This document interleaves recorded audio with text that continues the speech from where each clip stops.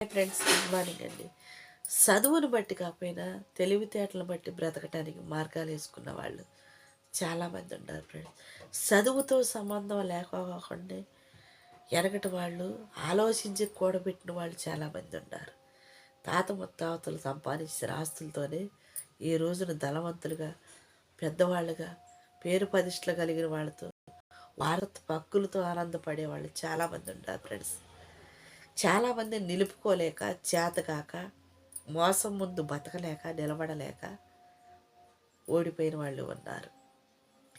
మోసానికి, అన్యాయానికి గురైపోయి కష్టమైన నష్టమైన కానీ బరాంచుకొని బ్రతకటం నేర్చుకున్న వాళ్ళు కూడా చాలామంది ఉన్నారు. ఒక్క మనిషికి ఎన్ని రకాల కష్టాలు ఎదురైతాయో ఫ్రెండ్స్, సావు అంచుల వరకు కూడా పోయి వచ్చిన వాళ్ళు చాలామందికి తెలిసింది. ఒక వస్తువు సంపాదించాలంటే ఎంత కష్టపడితే ఆ వస్తువు మనకు తయారవుతుందో, కళ్ళ ముందు పనిచేసే ఒక వస్తువు తయారు చేసే వాళ్ళ చూడండి, ఒక్క వస్తువు చేసే కొమ్మరి వాళ్ళు చూడండి, మట్టి కుండ తయారు చేయాలంటే ఎంతగా కష్టపడుతుంటారు. ఒక బంగారం పనిచేసే ఒక కవసరాలు చూడండి, ఎంత వేడితో ఆ వస్తువు తయారవుతుంటుందో ఒక్కసారి చూడండి. ఒక వ్యాపారస్తుని చూడండి, ఎంత కష్టపడితేనో ఆ వ్యాపారం, ఆ బేరం అమ్మి వాళ్ళ పంపించేంతవరకు ఎన్ని మాటలు మాట్లాడాలో ఒక్కసారి చెప్పండి. ఎందుకంటే అందరికీ అమ్మినా అమ్మకపోయినా వ్యాపారం అనేది, వ్యవసాయం అనేది ఆలోచించి చేయగలిగింది ఏదైనా ఉందంటే నీ తెలివే నీ ఆయుధంగా ఉండాలి. నీ తెలివితేటల మీద నువ్వు బ్రతకటానికి ఒక మార్గంగా కావడాలి. చదువు అనేది అక్షరాలు చదవటానికి ఉపయోగపడింది. చదువు అనేది నీ జ్ఞానాన్ని పెంచుకోవడానికి ఉపయోగపడాలి.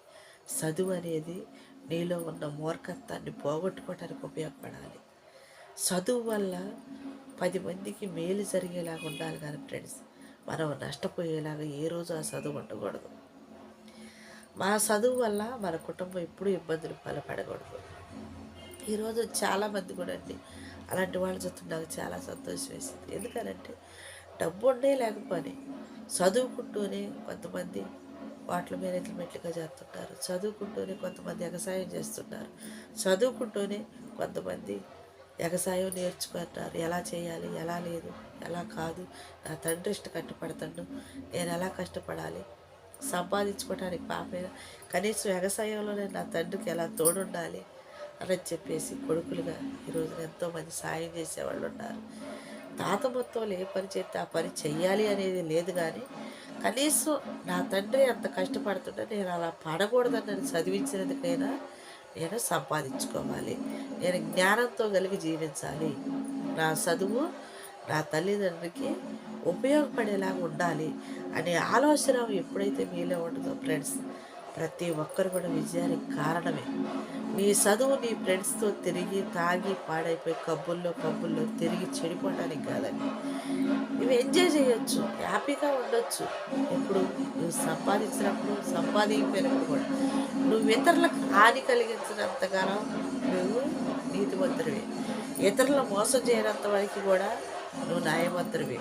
ఎప్పుడైతే నువ్వు చదువుకుంటా నీ తల్లిదండ్రుల చదువుని మోసం చేసుకుంటూ, ఫ్రెండ్స్తో తిరుగుకుంటూ, తాక్కుంటూ, ఎంజాయ్ చేసుకుంటూ, వ్యర్థమైన స్నేహాలతో నీ శరీరాన్ని, నీ జీవితాన్ని పాడు చేసుకొని రోగాలకి, మోసాలకి గురైపోతే ఎంతమంది చెప్పుకోలేని ఇబ్బందులలో తల్లిదండ్రులు బ్రతుకుతుంటారో ఫ్రెండ్స్, ఒక్కసారి ఆలోచించుకోరండి.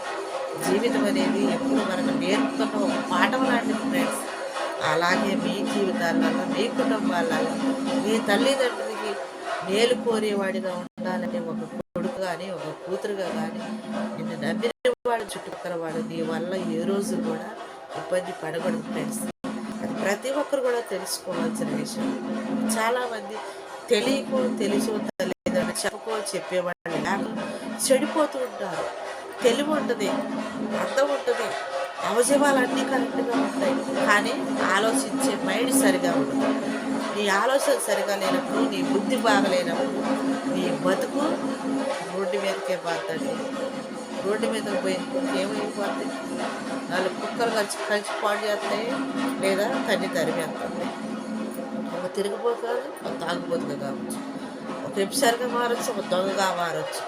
అలాగ ఏ రోజైతే మీరు దిగజారిపోయే పనులకు అలవాటు పడుతుంటారో, అలాంటి వ్యక్తులతో కూడా మీ స్నేహం హానికరం అని మీరు ఎప్పుడైతే తెలుసుకోగలుగుతారో, ఆళ్ళతో దూరంగా ఉండడానికి ప్రయత్నించండి. మన స్నేహితులంటే ఎప్పుడు కూడా మనల్ని చూసి పైకొచ్చే వాళ్ళలాగా ఉండాలి. మన స్నేహితులంటే మనల్ని నమ్మి వాళ్ళు సాయం చేసే విధంగా ఉండాలి. కష్టం వచ్చిందంటే ఆదరించేవాడు స్నేహితుడు. ఆపదొచ్చిందంటే నేనుండాలని ముందుకొచ్చేవాడు స్నేహితుడు. మనలో ఉన్న మూర్ఖత్వాన్ని, అమాయకత్వాన్ని వాళ్ళు ఆశ్రయంగా చేసుకొని, వాడుకొని మోసం చేసేవాడు స్నేహితులు కారు ఫ్రెండ్స్. అర్థం చేసుకోనండి. మోసం చేసేవాడు, శరీరాన్ని వాడుకొని వదిలేసేవాడు ఏ రోజు స్నేహితుడు కాదు. స్వార్థపరుడు ఫ్రెండ్స్. ఆశకు మితముండదు. జీవితానికి విలువ లేకుండా చేసేవాడు ఎప్పుడు స్నేహితుడుగా. నీకు అండగా ఉండి నీ కష్ట సుఖాలు పంచుకునేవాడే నీకు స్నేహితుడు అని తెలుసుకోండి friends. Okay bye. Thank you.